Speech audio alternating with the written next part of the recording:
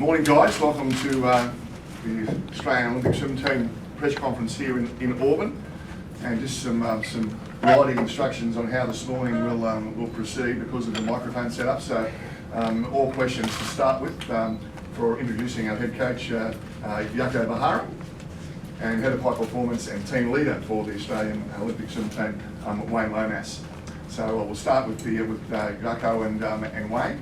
And then once we're finished with completed their interviews, then we'll just call it a mini halt proceedings, and then we'll move and welcome to Kate Campbell and to Matt Abood, two members of our four-strong leadership team that have joined us here this morning as well. So I know that Wayne would like to start proceedings with some short comments about the lead up to this point in time, Wayne, here in Auburn, and particularly the fact that Auburn has opened their doors to us, and it's been a fabulous week to start with. Thanks, Ian. Firstly, thanks everyone for making a trip here. I know some of you have travelled up and down America, some of you have travelled across from Australia and from all over the world, so thank you. And we're having a wonderful camp here. It's a beautiful city. We did 3 separate visits before we made the final decision to come to Auburn. And as Dolphin alumnus Brett Hawke kept telling us, he knew it was the best place in the world for a camp. He just had to convince us of that. Well, we're convinced. It's a beautiful city, beautiful university, 2 pools. We're absolutely stoked to be here. The team, happy, having a great time. The weather, really it's a massive improvement on the cold of being at home. And with the 2-hour time zone shift from Rio, it's a perfect way for us to acclimatise our way from East Coast, West Coast of Australia and into America, and the way the 2 hours work with our training times here, it's a beautiful way for us to mix and just gradually bring ourselves across to the competition times that we will confront in a week and a half's time in Rio. Team in wonderful shape, everyone's happy, healthy, having a great time, and I'm sure many of you have followed some great images, some great interviews, some great posts on social media. Our own media team's done a great job of developing some wonderful content. Our athlete leaders have done an amazing job of pulling together some really fun, interesting, exciting team activities, which has meant that it's, a lot of it self-directed. The coaches are really happy, we're happy, and we're having a really good time. So for us, we'll stay in Auburn for a couple more days, make our way across to Atlanta on the weekend before our charter flight down to Rio, getting into Rio about 11:30, midnight on Sunday night to move into the village, which we're now assured is ready, willing and able, and absolutely spot on for the arrival of the Australian team. Wayne, just on another issue that's obviously raised its head over the last week from the Olympic Games viewpoint is the story about Russia. Can you give us an overview of the swim team's stance or thoughts on that? Yes, certainly. Russia. To be really honest, and from a swim team point of view, what's happened with the press reports over the last few days has been a distraction. We're really focused on our own performance, as we always are, but this is nothing new. For us, it's about having a team best prepared to do its job. We're disappointed whenever a story starts to move away from our own performances and whenever the distractions are other than what we can control. We can't control what's happening in Russia. We can't control where the IOC or other bodies have gone with that. All we can control is our own environment here in Auburn, our own preparation, and the coaches can do a great job of looking after the swimmers. So clearly we're disappointed, but we're not really here to speak too much about that because ultimately, as I said, we can control what we can control, which is the environment here in Auburn, Alabama, and the way the team's preparing itself for Rio. Jaco, your thoughts on the Russian situation as the national head coach? It's no surprise. It's exactly the same. We don't want to be distracted from what we're here for. We're here to prepare ourselves and acclimatise to Rio time zones, to Rio competition times, and we have a wonderful team to look after and to look forward to for racing, and that's what we're focused on, nothing else. Just open to the floor for questions for Wayne or Jaco. I think I read somewhere you guys are using special sunglasses and you're blacking out the windows. How's that working out so far? So far, very good. It's very individual. Some are using sunglasses indeed for let's say block out light when you don't want light. So let's say in the mornings when you want to wake up a little bit later, or want to let's say stay in the sense of darkness a little bit longer, and you can give yourself a little bit more darkness either in the morning or at night, depends on when you race and how you want to use them. So that's going well. Blackout the rooms is not really necessary here. We're here still pretty much on reasonable times. We're training 11 to 1. Let's say that's our first session, and usually that would only be 9 to 11, so that's not a big difference. And at night we're training 7 to 9. And this is all because of Rio is 2 hours ahead, so that makes it actually a perfect place for us to train here. The makeover of this team has taken 4 years. What's different to this team to what came out of London? I think for the differences, I'd better look at Kate. Because I can't recall the difference, or Matt, because they were there 4 years ago, I wasn't. But, well, what have you then strived to change the team in the leadership of yourself? But the clean out was brutal, you know, there's no one left really. Wayne's still there, but there was no one left. But, you know what I'm saying? Yeah. Where did the change, you talk about culture. Yeah, I think the actual change comes from within, so meaning wonderful athlete leaders, a wonderful group of athletes and coaches. We're encouraging, we're facilitating at Swimming Australia to be the best they can be and supporting them in their environment. So this change really comes from within, and all the rest to me is common sense, creating a good atmosphere, camaraderie, trust and respect within the team, and that's really the basics of which we work on. And I'm happy to see, let's say over the last few years, that resulted in having a great team and great people around us. So again, I didn't have anything to do with the clean out, as you say it, but it definitely, I think it must have been a lot of work and pretty tough in that phase. But when I came, most of the work really was done, and we could build really on well, trust, respect, and enjoy each other. And Damien, I think that the respectful, professional and enjoyable sums it up.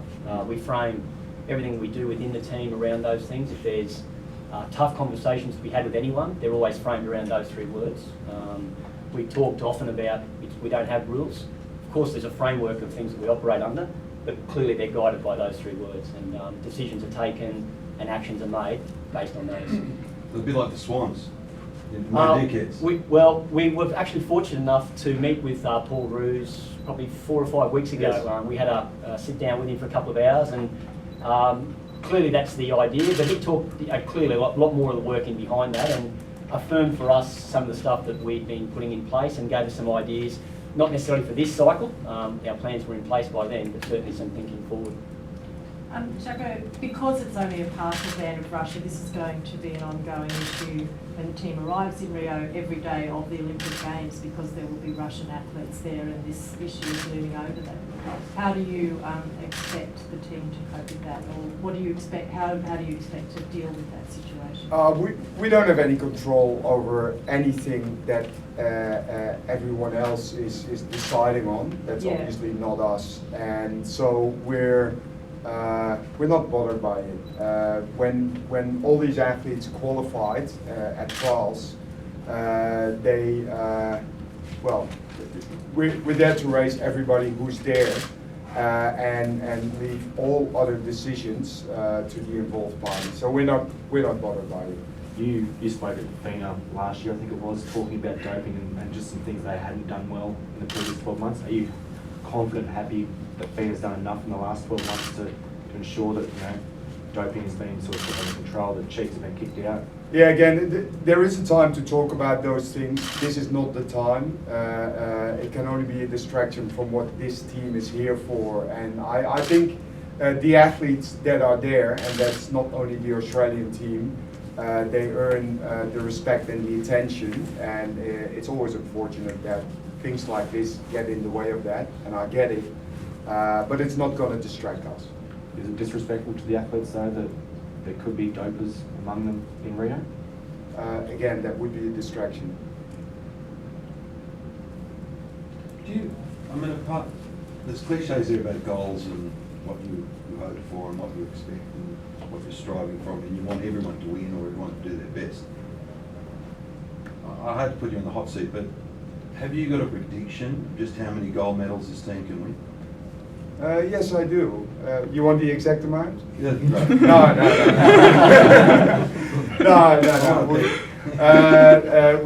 We don't go into predictions. As I always said, we have a very competitive team, and shown great shape already at trials and let's say leading in to this competition. So we have a competitive team, but you can't predict the outcomes. The whole world is swimming. It's going to be they're going to be very close races. So predictions don't make any sense. Our goal is really peak performance. So that means for every athlete to perform on the day that it matters and it counts, and we're hoping to do that. Wayne, has this team rebuilt quicker than you thought was possible after London? I can't frame that with any previous experience, Todd, so it certainly rebuilt incredibly quickly. I can't say that I had an expectation of how long that would take when I sat down with the then interim chief executive, Jeremy Turner, back at the end of 2012 and said, we've got some place to go. But what I have been amazed by is, firstly the work with Michael Scott, and then with Jacko coming in, the athlete leaders, the coaching group, the current board, everyone has got behind and united. So I think what it says to me is that with a united purpose and with a great sense of team, that anything's possible. And for us, JB often talks about a benchmark of what it looks like. We've shown what it looks like. And John's also said we've never been on the acid test. That'll come. So really it's about us being as best prepared as we can for what happens in a week and a half's time. And if we sit down and have a chat in a week and a half's time, we might have a far better picture on that. John said when Jacko was hired that his target was to make Australia the #1 swimming nation by 2020. Could that be achieved by 2016? We've moved our language away from that to Australia being respected in and out of the pool, and I absolutely believe that we can achieve that goal by the end of this game, so we can be respected for the way we behave in and out of the water, and we're certainly on the journey for that, and that's the way we can achieve it. Jacko, how do you get these athletes to focus when there's so much going on, this, then Rio, the village in Rio, and they're amongst thousands of other athletes around the world. If they've never been to a games before, if this is their first games, how do you get them to focus on that day, that moment, that extra split second they need? I think what is very good is we spend quite a lot of time because we do have rookies in the team, but we also do have a lot of experience in the team. So they share the experiences. That's one. We also do this with coaches because we also have rookie coaches and coaches that have been there quite a few times. We also have a Dennis Cotterell here, for example, who's seen it all in the world and achieved it all. And it's great to have that mix of experience and a little bit less experience. And this is what a team really stands for: is to be able to share that knowledge and support each other along the way. So I think in every part of the team, whether you're a staff member, a coach, or an athlete, you will always be supported by your teammates and always willing to share. So we're trying to educate everyone as good as possible. How much of it comes down to mental? How much does it come down to the final, mental? I mean, the training's all done, really. Isn't it down to the mental training you give them? You sound like a coach now. Good. This is a question. Yeah. Okay. It's definitely the end game is always a mental game. All these men and women can swim. They've shown that, they've proven that already in trials. They have great coaches, so I wouldn't agree that all the work has been done. They're still working and fine-tuning in the pool and trying to improve every day, because that's the thing we got control over. But the end game is always a mind game. You can swim, you have your race plan, can you do it on the day that it matters? And that's obviously a big part of that is your mental. James Magnuson was a bit of a lightning rod in London. How do you assess his attitude here in Auburn? What's it been like? Wonderful. Our entire team is, and that's not to single out any particular athlete. We've got 37 amazing young men and women, all of which are part of the team, and no one stands out any more or any less than each other within the team, within the training environment. So, specific to your question, James has been amazing, as has his 36 other teammates. So he's stepped up as more of a senior role? Just an absolute member of the team. You have somebody in the 100 free that has the world's best time in Cameron McAvoy, and not only that, he has the world's best time by over half a second. The obvious question is, can he replicate that in Rio, and what has been his training like leading up to the games? That's indeed the obvious question. It's it's exciting to go in games having the best time, and it's exactly what you say. You're trying to replicate that, and also for them, the goal is exactly the same. Whether you come in as the number 8 or the number 1, is to come as close as possible to your best possible performance. That's the only thing we're here for. So. But yes, he's doing well, as the other team members, and there's no reason to think why he couldn't. Has he adapted to the hunted role a little bit like you would like, instead of maybe being a young hunter of other guys in that event? Well, you gotta ask him. He'll be available for interviews later. How he feels about that, but let's say to be the hunter or the hunted, that's a matter of perception, and I don't think any one of us is really bothered by that. Might just call that at the moment, guys, and Jack will be available another time as well, but we might sort of just swap seats now and get the 2 athletes in. Yep.